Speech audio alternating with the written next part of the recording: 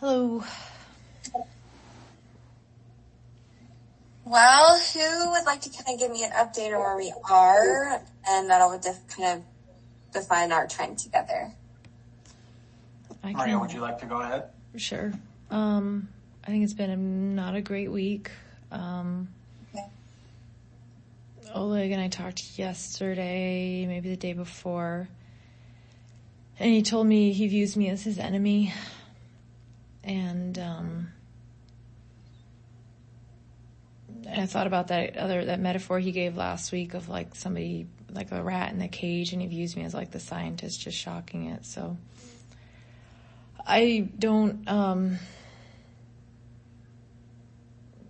I think it's a tough place because we are raising these kids, so that's tough. The other part is we're going to be in a contested divorce, and the average timeline is like 9 to 18 months. And I feel like we'd be really well served by figuring out two households. I feel like it'd be better for the kids, it'd be better for everybody. But he's not open to that idea. So, we're left in Okay. Splitting an apartment. Hold on one second. How did things shift to that place? To what? How did it become a contested divorce? Because I don't want to move to Florida. Okay. And then, have you all gone to mediation yet? No. Okay.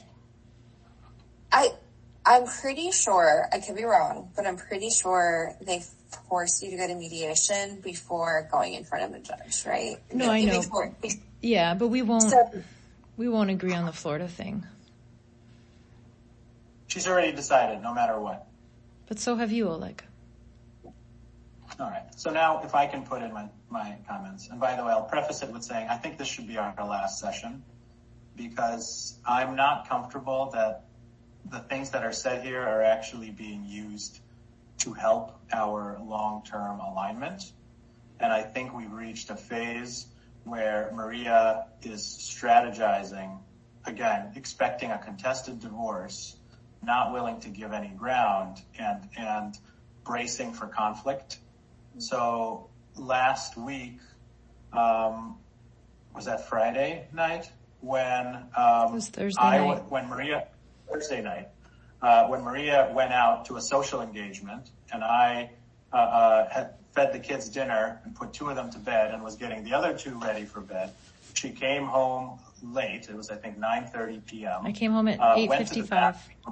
All right. And as I'm literally already getting the kids' toothbrushes ready to brush their teeth and get ready for bed, she storms in and says, "Hey, I want to take two of the kids out tomorrow to some social event. Can we decide which two?" And I said, I don't want to talk about this now. I want to get the kids ready for bed. Let's do it the next day. She says, "Tell me which kids, the youngest and oldest, middle two, which ones? Tell me right now." I said, "I don't want to talk about it now." She stands right in front of me and just keeps repeating the same question over and over again. I said, "Maria, I don't have to take this from you, and you shouldn't even be here anyway. This was my area of the house. She was supposed to be the other side." She said, "I can be wherever I want." Keeps chanting at me. Anyway, I did get very upset. And I said, "If you can do that, then I can do this." And I swiped her toiletries off of her bathroom sink onto the floor. As I did that, I didn't realize I swiped something that was a glass canister for something, and it fell on the floor and it shattered. The kids screamed. They saw this happen, but they were nowhere near it. Maria looked shocked, walked out for a second, then came back and said, "I am calling the police." And I said, "Why are you calling the police?" She said, "I am calling the police." And sure enough, she did. And the police came to the house. They interviewed both of us. They said no crime was committed. And they left. And since then, Maria has, even before then, but she has continued this attitude of being in my face and not so subtly, but repeatedly saying things that she knows will just upset me. One thing that she keeps repeating is that she's saying, "You're going to run out of money in this case. I'm going to drag this out for as long as I can. I have my trust fund. I will basically outspend you, and that's how I'm going to win this case. You're just going to run out of money. And like, we would be sitting down for dinner with the kids, a dinner, that I have put together. She joins the dinner, she sits there, and then all of a sudden during the dinner, she would just speak up and say, you're going to run out of money. Just like random things like this that I think are actually like psychological, psychologically traumatizing and intentionally abusive. To you or the kids? To me. Okay. Yeah. So I'm at a point. So how would you like to? So let's say today's our last time together. Okay. Yeah. How can I help you all today? Is there anything that you can imagine talking through, working through? Yeah. Maria keeps talking about trying to save money, right? And part of this is we're going to do a lot of this discussion with the mediator. And ultimately the point that's just black and white that she wants to save for a mediator, right, is this point of a move. And we are in a state with no family, no connections, with 4 small children, and we're each going to have them half the time in whatever way we split them, with nobody here who's family. The only person she knew moving here is now the person that wants nothing to do with her. That's the person she had the affair with, right? Everybody else is a contact she's made in the last couple of months, right? And I'm talking about moving us to a state where within 2 years, we're going to have 5 grandparents there. 5. So my mom with her husband, my father with his wife, and her mother there half the year, plus my brother there full time, plus her brother there every vacation, her uncle, like a whole bunch of people. I think it would, I was raised in a large part by my grandparents while my parents were working as first generation immigrants. The value of having grandparents when you have a tough situation, or just in general raising kids, I think is so valuable. I am willing to compromise on so many things, but to me this is far and above so important. The fact that Maria just completely... I want to ask a quick question just for clarity, because I was confused last week. I thought, Maria, did you want to leave Boston as well as Oleg, or Oleg wanted to leave? Oleg wanted to leave. Okay, and then... We had an agreement from our relationship that we were just ask 3 years. Hold on. Okay, so Oleg wanted to leave. You wanted to go to Florida, maybe. Maria did not want to go to Florida. You both agreed upon Nashville. As a compromise. And we were talking about several places, okay. And at a certain point, Maria said, no more compromise, I want Nashville. Okay. No, I was confused because, I was just confused about the dynamics. So that just helps clarify things. Yeah. Okay. So I can't remember what we were talking about exactly before I asked that question. You asked us how we wanted to use the session. You asked us how we wanted to use the session. I guess, right. Oleg, do you have an answer for how you want to use the session? You're just recounting the Florida thing again. How do you want to use the session? That's how I want to recount it. I want you to really consider if there's any way that you would make this work. You would save us both so much money if you would consider the possibility that this might be in the best interest of the children. Okay. I feel like I guess I would like to use the session to work on her communication. She does. That's the thing. That's why I think this is pointless. She's not even willing to consider it. She's not willing to think it through. Maria has so decided. I think it's really, I think if you think that a legal effort, which may end up costing us somewhere between $300,000 and $500,000, is based on something I haven't thought through, that just doesn't make any sense, right? Like, could you acknowledge that? If it's something that's going to cost me $300,000 to $500,000, do you think I haven't thought it through? Please? I have not heard a solid argument from you. You haven't heard an argument that held weight for you, but that doesn't mean I haven't thought it through.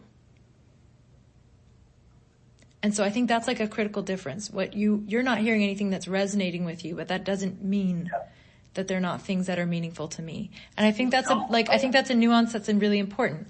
That just because you and I feel very differently about something does not change the fact that day by day, we both need to be supportive parents to our children. And I don't think you're evil. I don't think you're the enemy. I really don't. I think you're largely a great guy. And I think the children are going to have the best childhood if you are the happiest version of yourself. Wherever we are, whatever happens. And when you tell me things like, I've been angry for 13 weeks, or you're the enemy, and all this stuff, I genuinely cannot believe that you are in any way happy, because being angry is incompatible with being happy. And it's not good for you. It's not good for the kids. You want to trap me for 20 years in a state that you lured me to under false pretenses with no family or support to raise 4 children. And you want me to give you be the happy person? No, and just I say, don't, okay, not for me. It's not for me, Oleg. But if we're going to spend 18 months doing this whole thing, I want you to find a way to be okay with life, because this is going to be long. And I think the level of anger. It's only long because you're making it long. And I think you sound like a psychopath saying, I want you to be happy and I'm going to drag this out for as long as possible. I think that is a little bit, I don't know, to me it sounds frankly psychotic. Like, this is what a torturer would say, right? I don't want you to suffer as I just keep stabbing you. No, You're I guess. making it long. You're making this a complicated process. I think there's two You're things. You're saying I'm not willing to do anything that would lead to your happiness, but I want you to be happy, just as long as you figure it out yourself without me having to compromise anything at all. I feel like this issue is part of our lives, but there's also more to our lives, which is our children, all that such. Yeah. And when you play with the kids, I'm a mediator for that. This to me is fundamental. This is a fundamental issue, and this is what we can do in therapy. If you don't want to address this fundamental issue in therapy, everything else can be done with a mediator. When you play with the kids and they're laughing and you're happy, I am happy. Okay, let's move to Florida, and that will be all the time. And we will be supported, and we can both take breaks, and we'll have that right of first refusal. My parents, 4 grandparents, will take them on any time that you need. You will save money on babysitting, and they'll be around people who truly love them and care about them all the time. Basically, any weekend that you want that you're not there. This will be huge, and I think, and we can send them to the best private school. I told you, I'll pay no matter what. I looked up the most expensive private school in that area. I will pay for it. Well, we'll split it. I'll pay half of the total cost of the schooling for all 4 children. We'll figure it out so you can do Nantucket in the summer with them. So you can do Christmas with them. You will have the holidays. They will see your family. I will drive them to see your family. You know, I like your family. There are so many things I'm willing to do. But to me, this access to family, this regular weekend access to family, is absolutely what's going to help alleviate the tremendous stress of growing up in a 2-parent household, you know, in a new environment. I think it's a sunk cost fallacy to say we've already moved here and we should just stay here because we moved here. And even if there's nothing going on further between you and Robert, just to say that we should stay here just because we're already here, to me, does not make sense. They are, Jack is a baby. He's 3 months old. He could grow up seeing 5 people who love him practically every weekend in addition to us, 5 adults every weekend who will do whatever it takes for him. Or they're going to grow up here where they'll see people 3 or 4 times a year. Like, to me, that is so worth fighting for. And I just wish you could see it from my perspective of how core and essential this is. That's what I want to use this session for. And the fact that you say you're not even willing to talk about it, that this is just beyond discussion, that you've already made up your mind, to me is what hurts so much and what makes you feel like you are my enemy. That you are not actually somebody at all, even considering for a second what I think is fundamental. So I will share that on Friday night I took the kids to the arcades. But before I left, I asked him why he'd put primary parent on the divorce papers and not joint custody, joint parenting. And he said, because I need to get if I can get the highest custody, I can force the relocation. And I said, the default is 50-50 unless there's a preponderance of evidence to support otherwise. He and I have both worked full time. There's no allegations of child abuse. There's no criminal record on either part. There's nothing. I said, why do you think you can get more than 50-50 custody? And why are you even trying?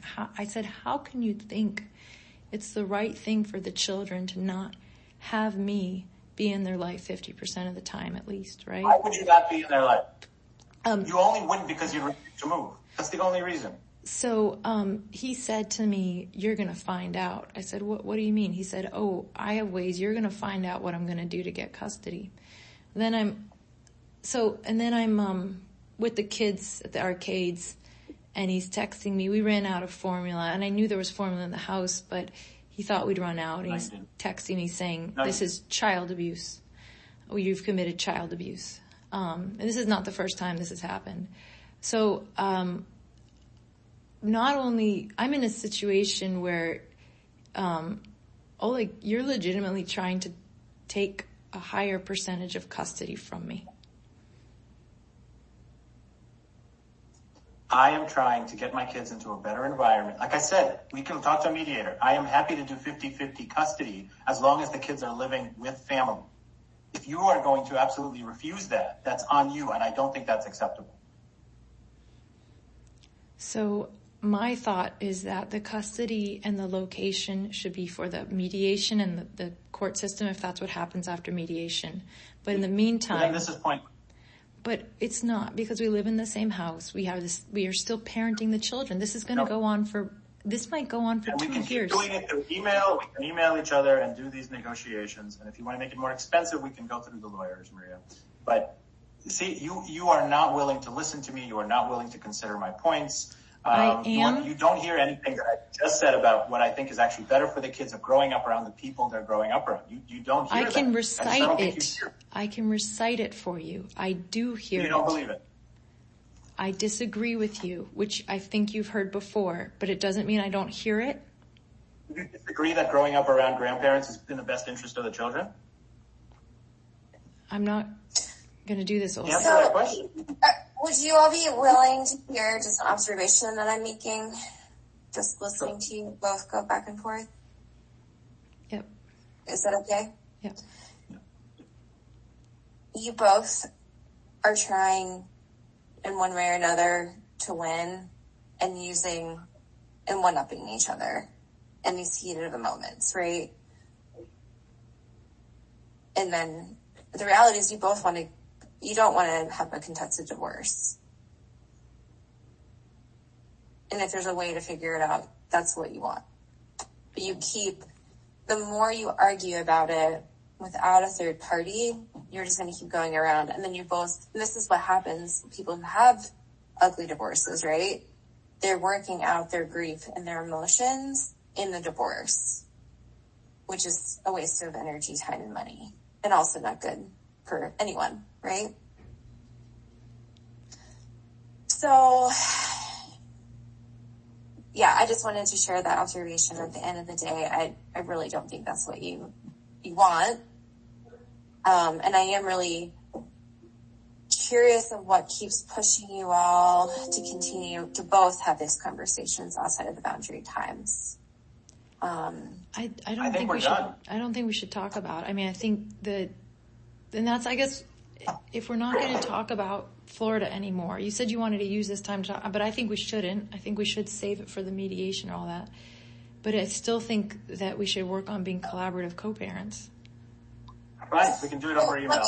Let me respond to that, because the way that I'm what I'm seeing, where it's really been difficult for Oleg there's a lot of things happening that are making it really, really hard from logistics, and I don't even know if logistics is the right word, but there is a logistic element that Oleg is desperate to leave Nashville and to have support. He feels abandoned. He feels victimized. He feels scared. He feels hurt. He doesn't feel safe. He wants to go to be around family, to feel like he's okay. I'm not saying then you all need to move to Florida. I'm just saying that's just what's happening. Okay. So Florida at this point is everything to Oleg. Like, all Oleg wants is to feel supported, because being a single dad in a new place is scary and hard. So I can see how it would be really, really impossible and also difficult or impossible to be able to work with you, Maria, with this open-ended issue, because it's going to always come back to, I don't feel safe. I need to be self-preservationist to get to safety. And I just think that you all are going to keep going around and around until something shifts. So let's say, okay, let's just say you guys go to mediation, and then let's say you guys come to the conclusion that moving, there's a third option. Who knows? Let's just say there's a third option. I don't have that idea. I'm not saying there is. I'm just saying, let's say in mediation, there's a third option. Okay. That works because you both are just like putting your feet in the mud saying, no, like it's two options. Let's say mediation presents a third option. And then let's say Oleg is able to find some grounding and stability outside of this idea of Florida. At that point, we're going to be able to be very collaborative and communicate. I can't see it happening, especially since the past 4 to 5 sessions, it hasn't happened.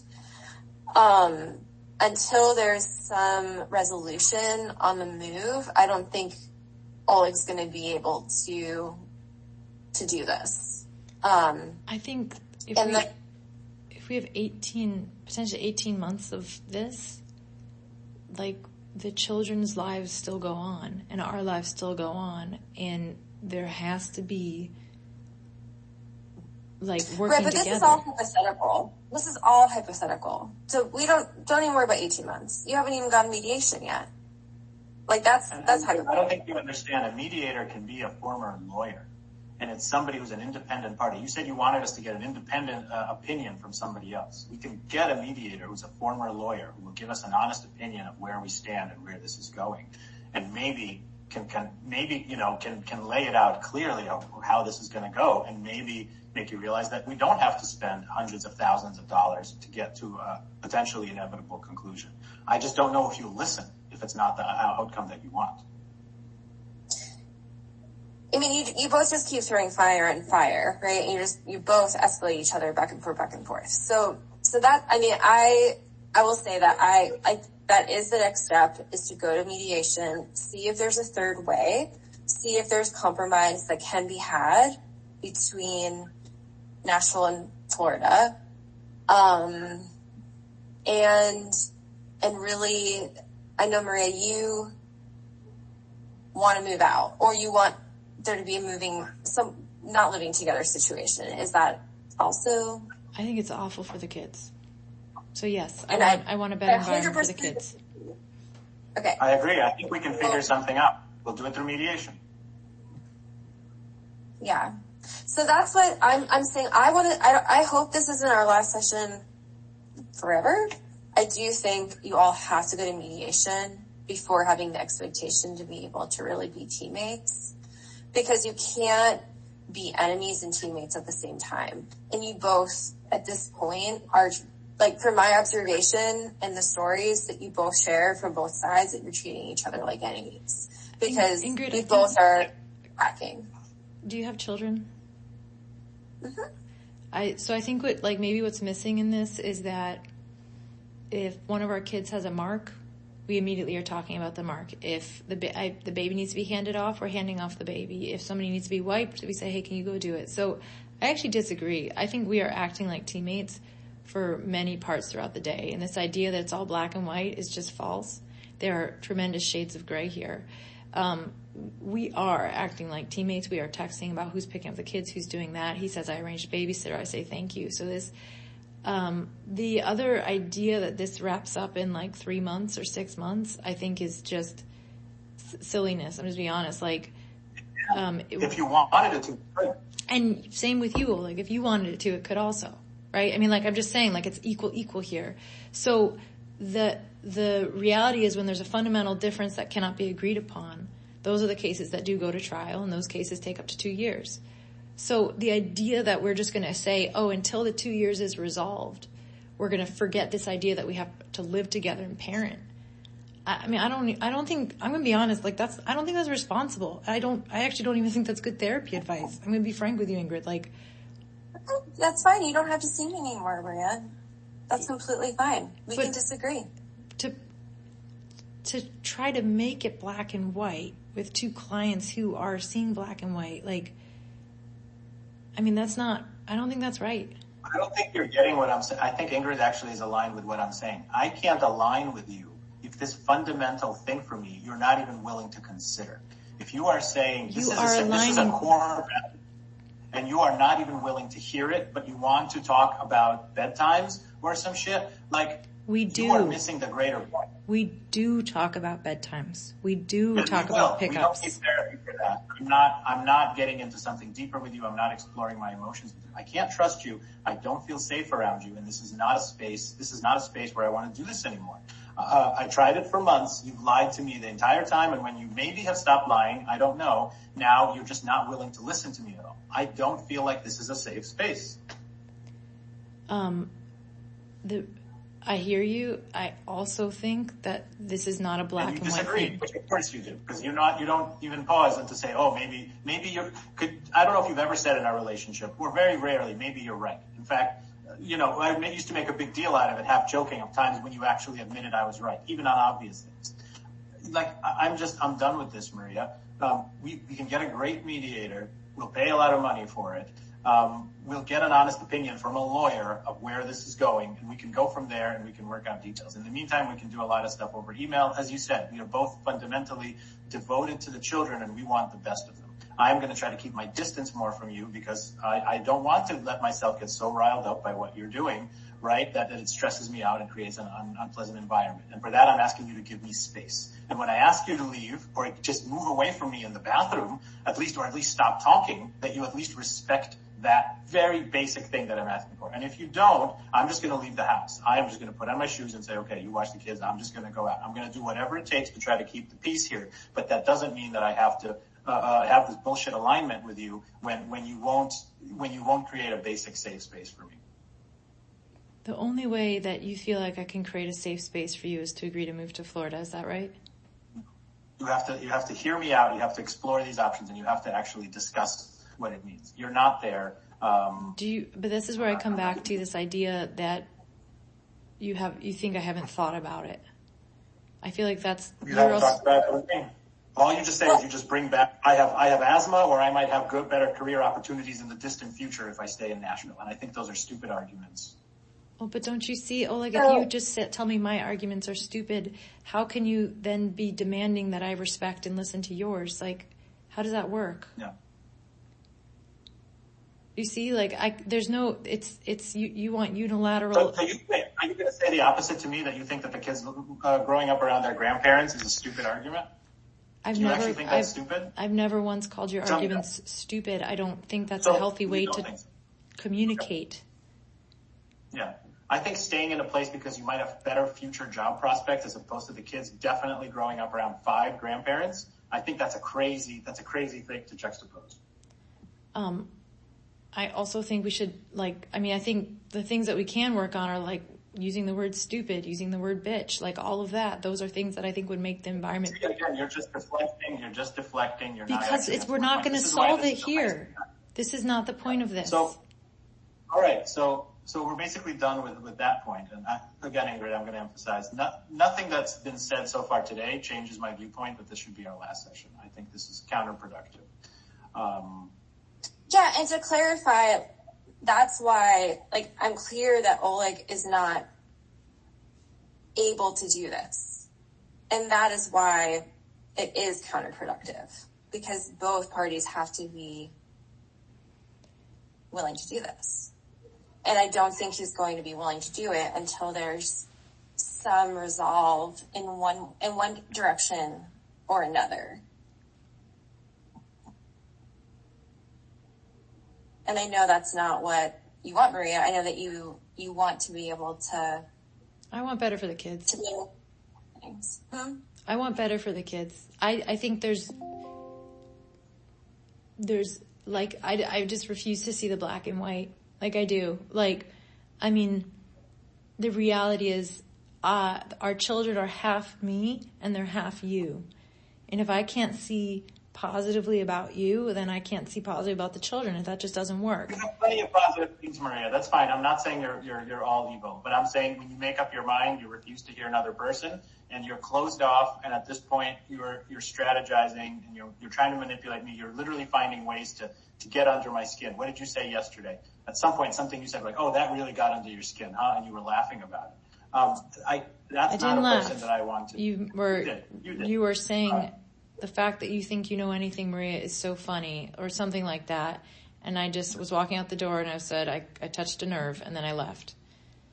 That was it. Yeah. There was no laughing. I genuinely, there's no laughing. It's not good for the kids. It's not good for me. It's not good for you, for any of this to happen. None of it. Okay.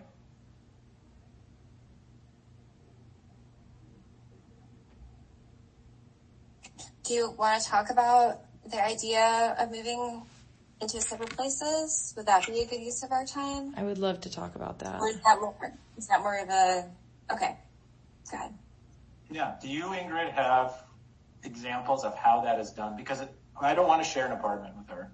And renting 2 more apartments, that's crazy expensive. I'm not doing that, especially when she is intent on outspending me and using her I think we rent a house, Oleg, and one of us moves into the house. And then that's the second house we have to rent, and then we split the cost of that. Have your mom pay for that. Again, I'm not going to take on additional expenses in addition to this super expensive divorce, right? When your intent is to outspend me, as you've told me. Like that's well, the reality is that you all are getting divorced, and you're going to have double expenses. That's just going to be the case. Whether we start it like 1 year early or 1 year later. Adding a mortgage and rent, that's an unnecessary expense. But that's happening. You're going to have to do it. I would disagree, Oleg. It's a necessary expense. If things are getting escalated to this point, and I think, like, you're the one who said it, that it was a really scary moment for the kids, right?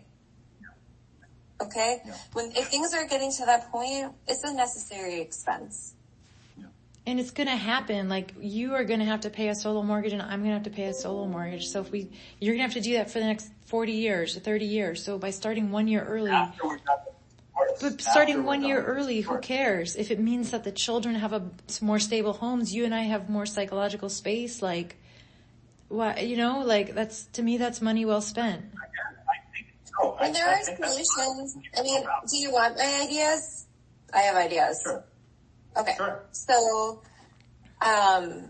idea would be for you each to rent a room out of someone else, like have a roommate and live in an apartment with somebody else or a house. Problem is we have 4 kids, so it's not like we alternate one person's with all 4 at any one moment. Hold on. I'm not done talking, Oleg. I'm not done talking. Okay.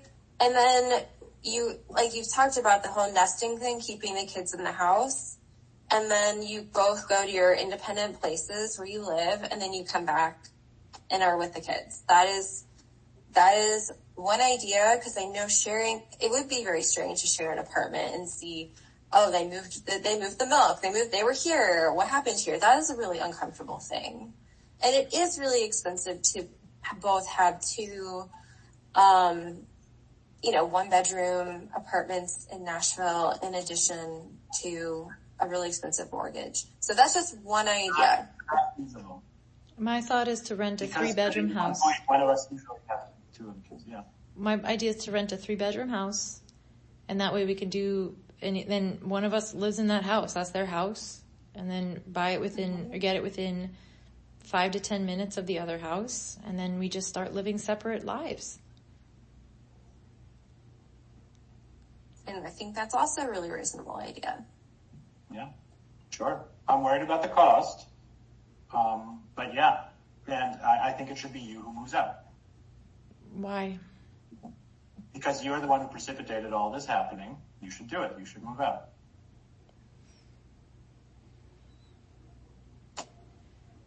I did not want to destroy the family. You did. So therefore, move out. I don't think we should be trying to be punitive. I just don't. It's not punitive. We just have to decide who's going to do it, and I'm not flipping a coin with you. I'm saying you caused this. you move out. All right, let's look for another house. Let's find one that's a reasonable one. We're going to do it all through I'm not doing anything with you until we have a mediator. We go through a mediator, we go through our lawyers. That's how this is all going to go, Maria. So the sooner you accept, you already hired a lawyer. Our lawyers are going to talk. We'll set up a mediator soon. We should meet up with a lawyer as soon as possible. Why do we need a mediator to start another household?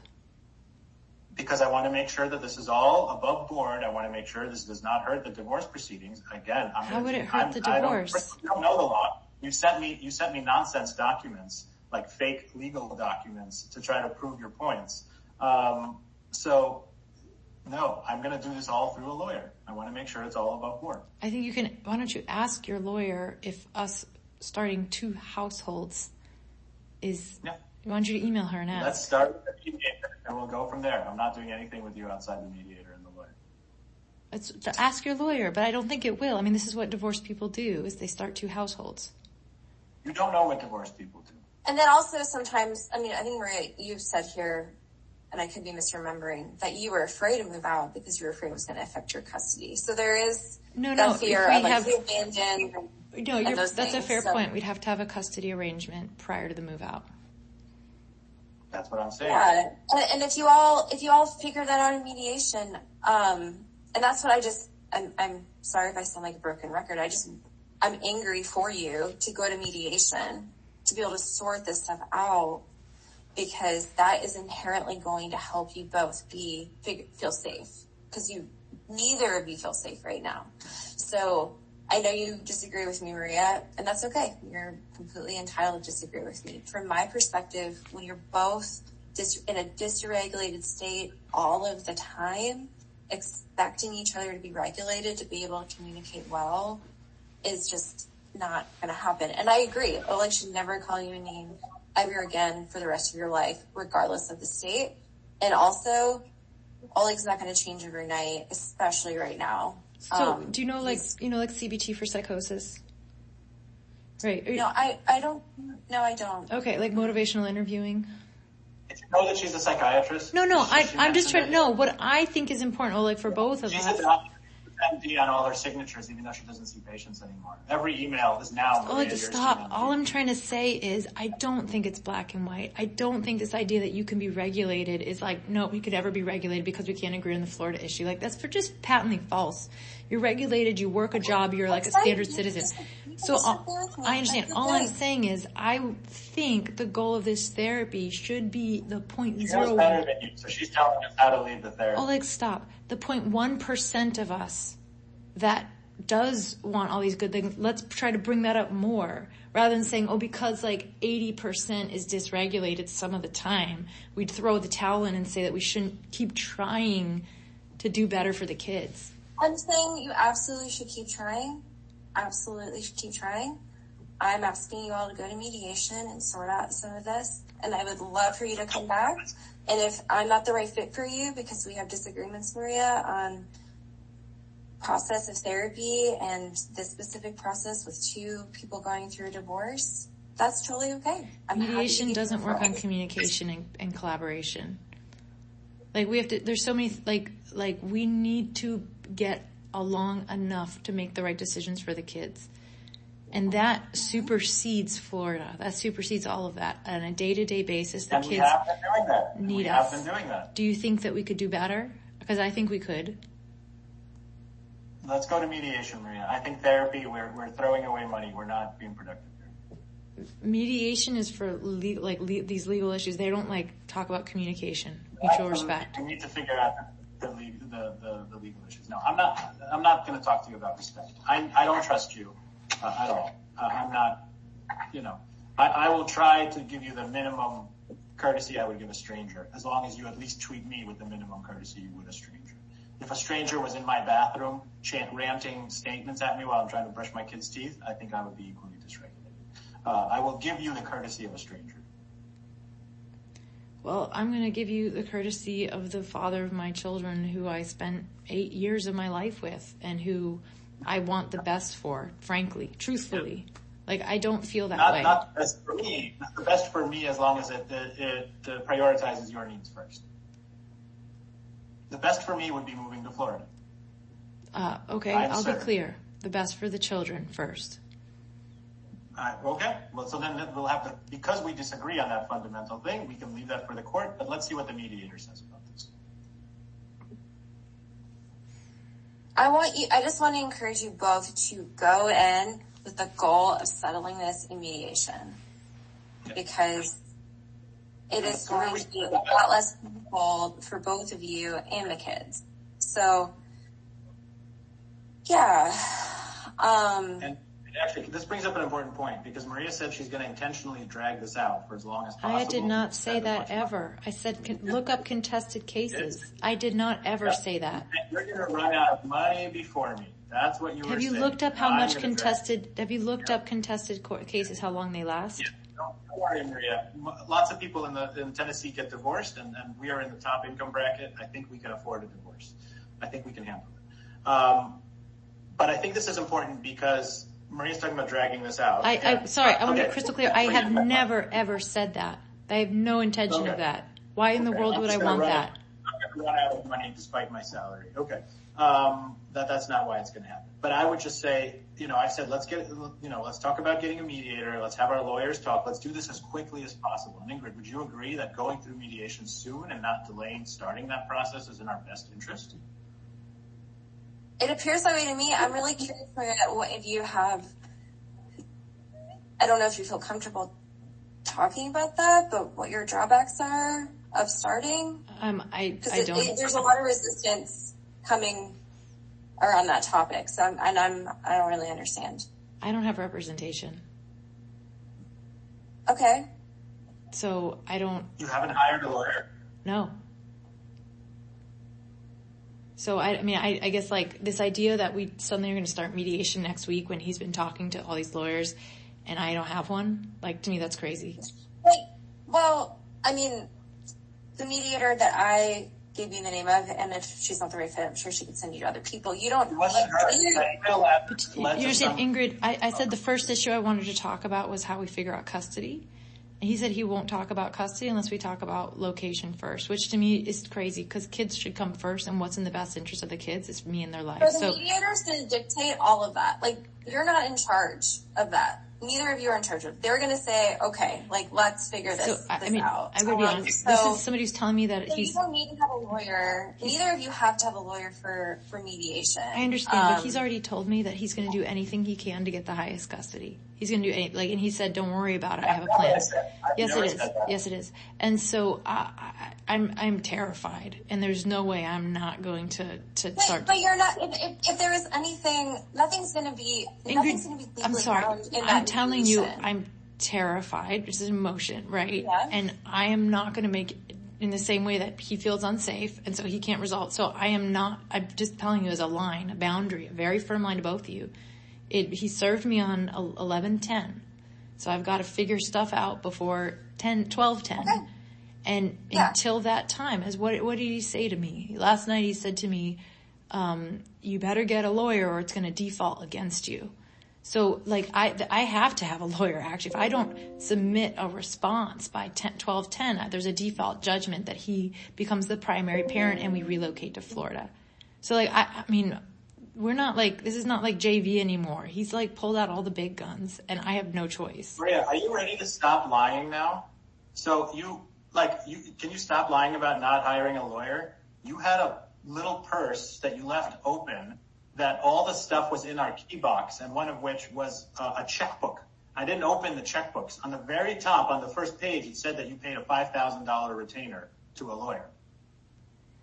I signed one document last week, and I've met with them for 45 minutes, Oleg. I don't think I've retained in that sense. You signed a retainer. You have a lawyer. You're lying. I met with them once for 45 minutes. If you retain a lawyer, you have a lawyer. Okay, so I've talked to them for 45 minutes. Yeah. So you did assign a lawyer. So why are you lying to us and saying that you didn't do that? Because I don't feel it. I'm sure. I guess I signed a retainer for one 45-minute session. A retainer is you pay a lawyer to represent you in this divorce, and you're telling us you did not retain a lawyer. You just lied. I don't want to talk about the legal stuff. Why did you lie about it? I think you're lying. Let me say why. I think you're lying because you want to delay the process of starting mediation.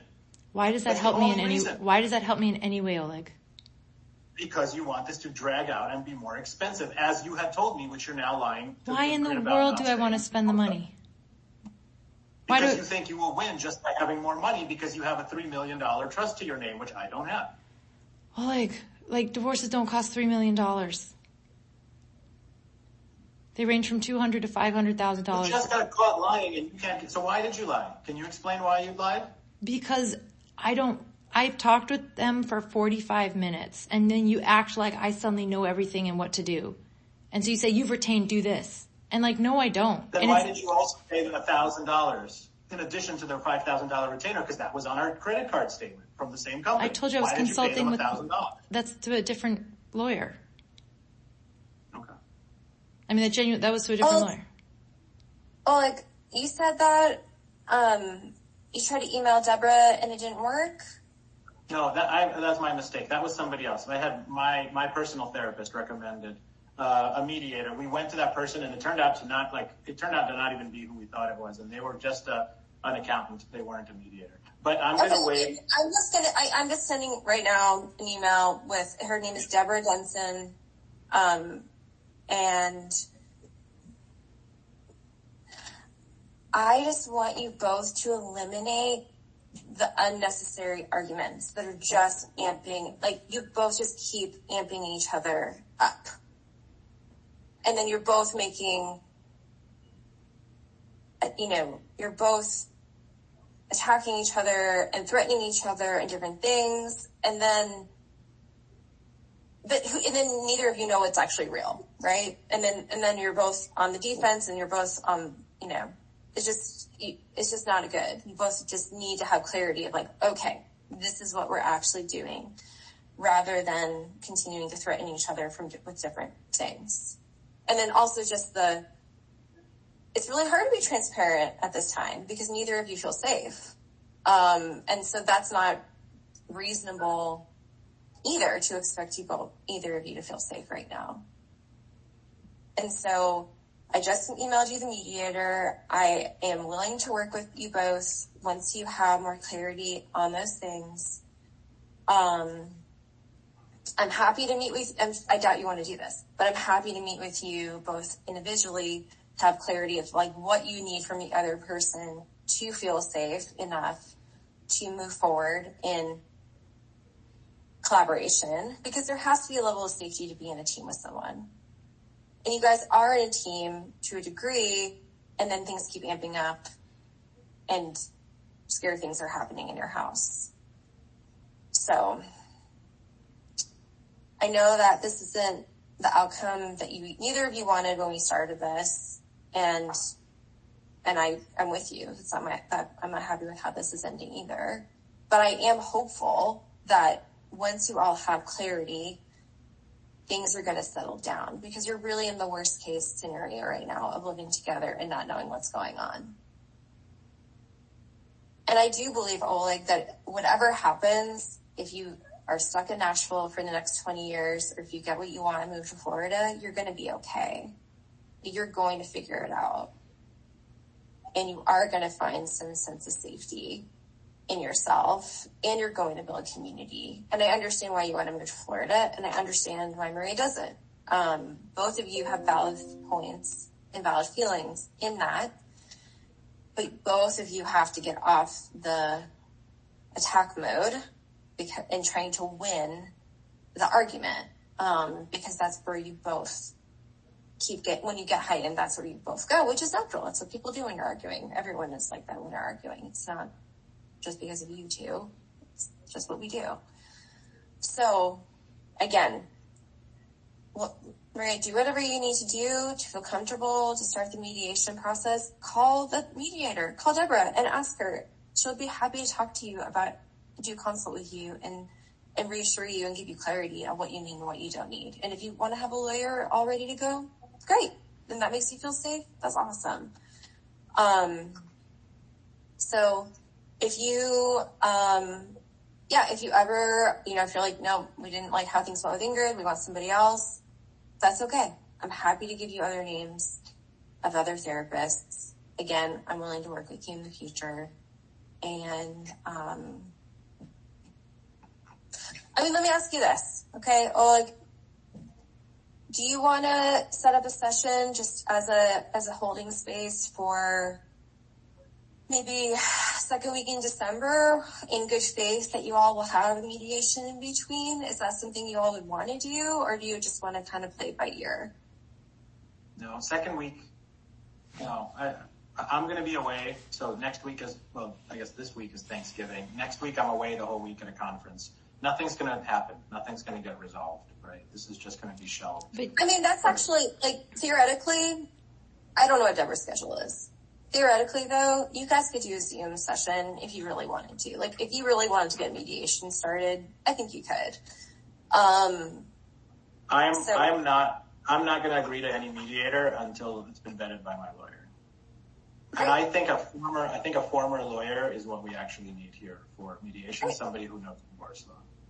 I think I just looked up Deborah. She's a social worker. She may be good for the interpersonal relations, but as you can see, we need logistics help here. She's not a social worker. But but yeah, she's not a lawyer. She's not a formal lawyer, but she is a formal mediator, whatnot. She's, for divorce. That's what she specializes in. So, okay. I'm just going to say, if you all want to see me again, just shoot me an email, and I'm working, just so you all know, I'm working,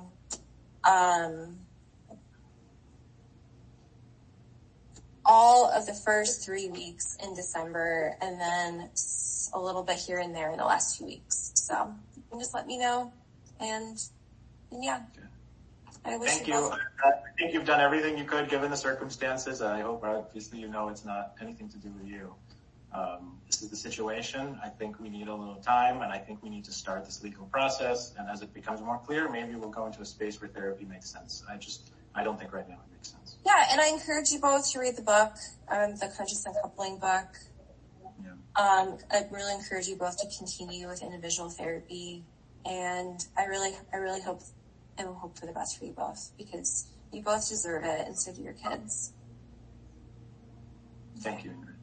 All right, take care. Bye. Bye-bye.